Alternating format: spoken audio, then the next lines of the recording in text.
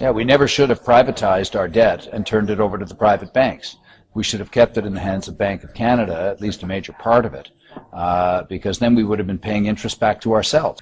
And unfortunately, the Liberal government and the Conservative governments both are too close to the banks. The banks wanted the business, and they managed to convince the government to privatize that debt, and of course now they're the ones getting the benefits. That's why you notice that they're still very profitable, even though everyone else is suffering. There's a crisis going on in Europe. Part of this dollar crisis going on that's been building. It's unique to the history of the world and monetary policy. And we stand ready. Who stands ready? The taxpayer, because we're just going to print up the money. As long as they take our dollars, we'll print the money and we'll bail them all out, and we're going to destroy the middle class. The middle class is shrinking. The banks get richer. The middle class, they shrink. They lose their houses. They lose their mortgages. This system is biased against the middle class and the poor. There is a principle in free market banking that says if you destroy the value of currency through inflation, you transfer the wealth from the middle class and it gravitates to the very wealthy. The bankers, the government, the wars never end, and deficits don't matter.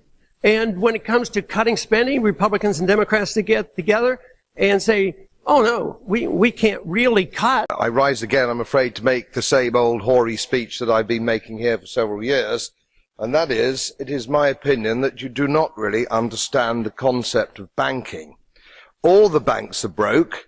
Bank Santander, Deutsche Bank, Royal Bank of Scotland, they're all broke. And why are they broke? It isn't an act of God. It isn't some sort of tsunami. They're broke because we have a system called fractional reserve banking, which means that banks can lend money that they don't actually have. It's a criminal scandal, and it's been going on for too long. To add to that problem, you have moral hazard, a very significant moral hazard from the political sphere. And most of the problem starts in politics and central banks, which are part of the same political system. We have counterfeiting, sometimes called quantitative easing, but counterfeiting by any other name. The artificial printing of money, which if any ordinary person did, they'd go to prison for a very long time. And yet governments and central banks do it all the time. Central banks repress the amount of interest, so we don't have the real cost of money. And yet we blame retail banks. The sheer effrontery of this is quite astonishing. It's central banks. It's central banks that manipulate interest rates, Commissioner. And plus, underneath all this, we talk loosely, in a rather cavalier fashion, do we not, about deposit guarantees. So when banks go broke through their own incompetence and chicanery, the taxpayer picks up the tab.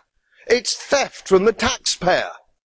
And until we start sending bankers, and I include central bankers and politicians, to prison for this outrage, it will continue.